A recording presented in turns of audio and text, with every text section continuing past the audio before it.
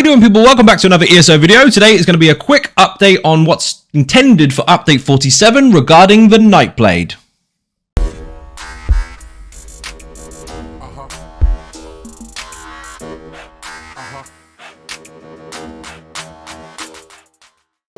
So where do they go? Well, this is going to be relatively quick. In the skills for the Nightblade, you've got the assassination skill line. As you can see here, you've got Grim Focus, which was basically just slotted on everybody's bar in order to generate weapon and spell damage and never fire it. Pretty good. If you don't want to fire it, you don't get the extra damage, but you do get the extra passive damage to everything. If you do want to fire it, you get damage and a heal. However, the default for most people, and myself included on some builds, was to just slot this and never fire it and have loads and loads of extra damage, especially when tied to a Warden or an Arcanist. So Warden having loads and loads of ice stuff and extra weapon and spell damage, Arcanists having extra beams, Templars having extra execute, you get the idea. Well, they changed it. Now, this does stack up to 10 times, but when you get 4 stacks, it will now fire at full strength. So while you can stack up to 10 times, so 5 heavy attacks will make it, or 10 light attacks, or a combination of them, now when you fire 2 heavies, before it was 2 heavies, 1 light, you will have the bow ready. Technically speaking, if you were to fire to get up to 12 stacks, you wouldn't get the 3 shots, so you're always getting that half thing, which is back on what they tried to fix in the first place. But either way, up to 8 and you can get the most out of it. If you hold it at 10, you get no extra. So, unfortunately, they have gone back on their own design, but miscalculated it a little bit. Here's why. If you do 2 heavy attacks, you stack up to 4 stacks, and now you can fire your bow. If you have 2 in the chamber, which was their original intention, you now have 2 from 4 heavy attacks, which is great. But the reason for stacking 10 was to give you extra weapon and spell damage per stack, up to 10 times. If we don't need the 10 stacks anymore, why do we have 10 stacks? We should really only have 8, much like bound armaments. So that's boat miss number 1. The second part of it is you now no longer get weapon and spell damage. None. So slotting it won't actually make a difference apart from your assassination passives, which are still valid. So you still benefit from these, but the increase up to 400 weapon and spell damage, depending on the morph, goes away. So 1, they need to change this so it actually is 8 stacks, not 10, because otherwise it doesn't make any sense. But it did come with a major bonus. If you have this on any bar, you still benefit from the passive while being on the correct bar, but also from having major savagery and prophecy at the same time. You no longer need to find that with potions or other slottable passives like the Fighters Guild skill line. Now, obviously, if you put Evil Hunter on your bar, you are still going to benefit from what that does and get the extra weapon and spell damage from the passives, but you don't need to have that there for Major Prophecy and Savagery anymore. You don't need Mage Light unless you want to take advantage of the Major Guild passives or what come with the skill.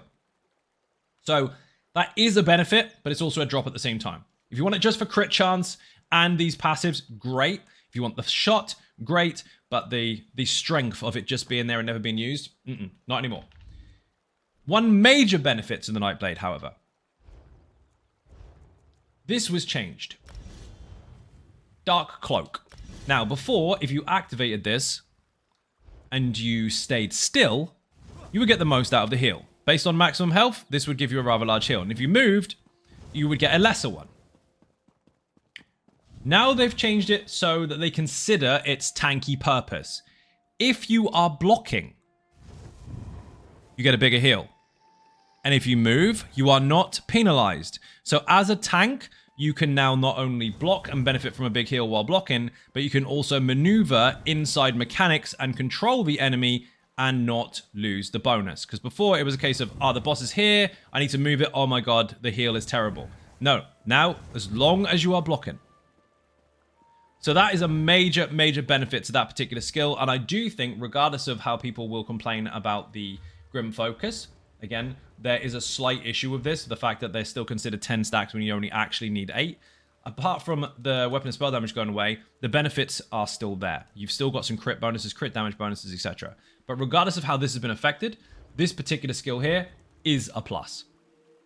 I think lots of tanks are going to really benefit from that. And also what it's done is it's considered the fact that you're trying to use this as a defensive or recovery skill. So rather than activating it and just being hard as hell while not moving or doing anything, you do actually now have to actively block to benefit. There's 150% extra while blocking. Also, either bar that this is on will give you minor protection.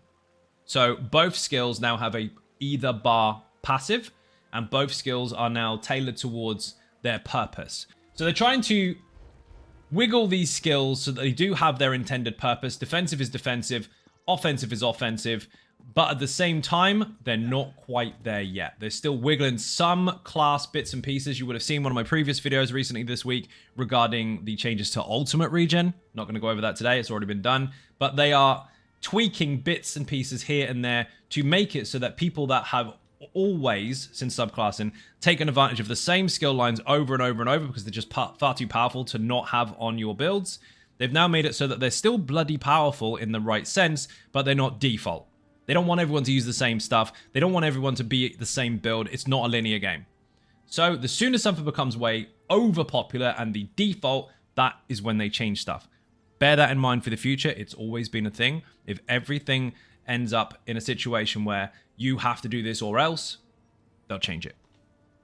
So people, let me know what you think. Are you likely to still slot that skill, given that it will still give you assassination passives, which are very beneficial, especially behind the target? Or are you likely to change it to something else? Do you like Dark Cloak? Is it better for you as a tank? Or did you rather standing still while not blocking and just benefiting from it anyway? Anyway, comment section is there. Let me know what you think. If you're not subscribing already, hit the button. It's free. And I will see you in the next video where we're going to talk about some of the sorcerer stuff. Bye-bye.